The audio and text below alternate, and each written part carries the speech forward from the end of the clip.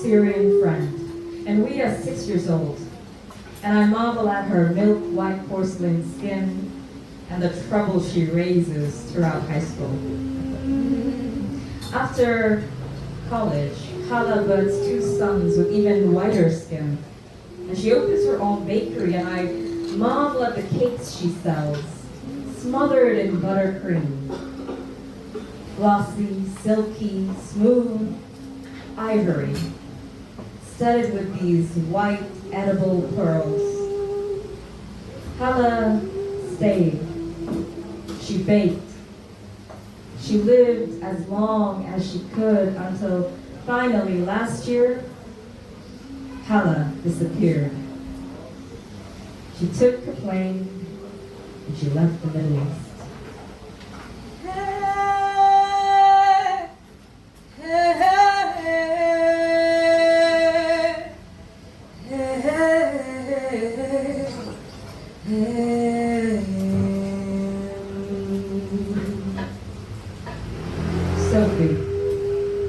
Sophie is my first Lebanese friend, and we're kids in university. And I marvel at her mind, her sharp eyes, and the tangle of brown curls she wears as a crown. Idealistic, philosophical, she is political, lyrical, poetical. A Shia from Baalbek. Her blood coursed with the outrage of Hassan Nasrallah and Hezbollah and the horrors of Shatila and Sabra. Furiously brilliant. She studied, she wrote, she read as long as she could. And the minute we donned graduation gowns, Sophie was gone.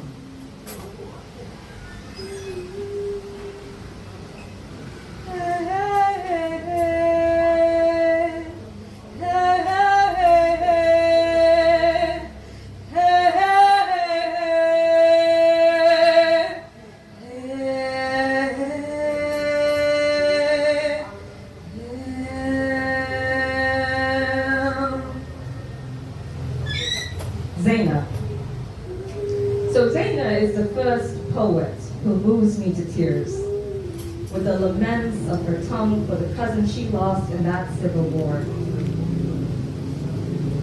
And the nostalgia she had for the trays of cigarettes her mother would serve at dinner parties in Beirut in the 80s.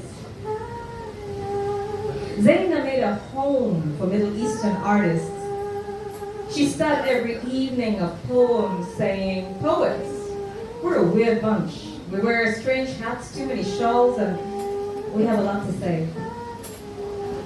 Zeina nourishes our community for as long as she could. Until 3 years ago, Zeina had to go. Zeina got on a plane, and Zeina left the Middle East.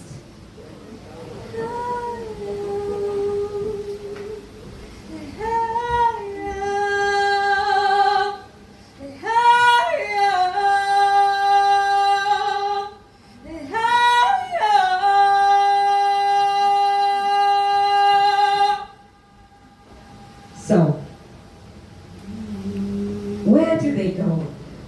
When living is no longer possible, the poet, the philosopher, the baker, these women building, cultivating communities, now disappear diaspora, or are they just refugees?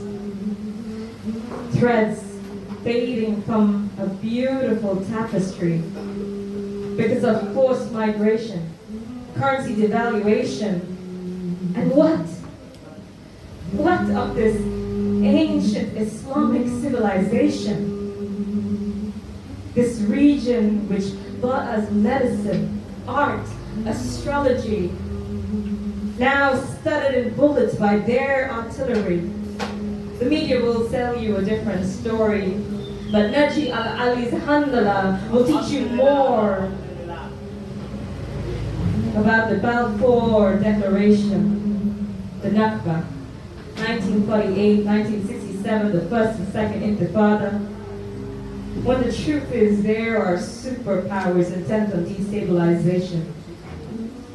The Kathea is strangling our population, disillusioned by this one-state, two-state supposed solution. Tonight, my heart aches for this ironic David and Goliath. Explosives placed in 3,000 pagers.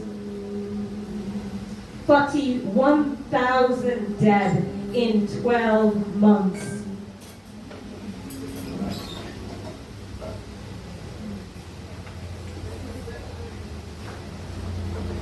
$41,000 dead in 12 months. And still they call the other the terrorist. This uniquely European problem backed, funded, sustained by US economic military might.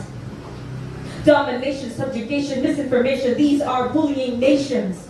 Fierce no war declarations and disproportionate reactions.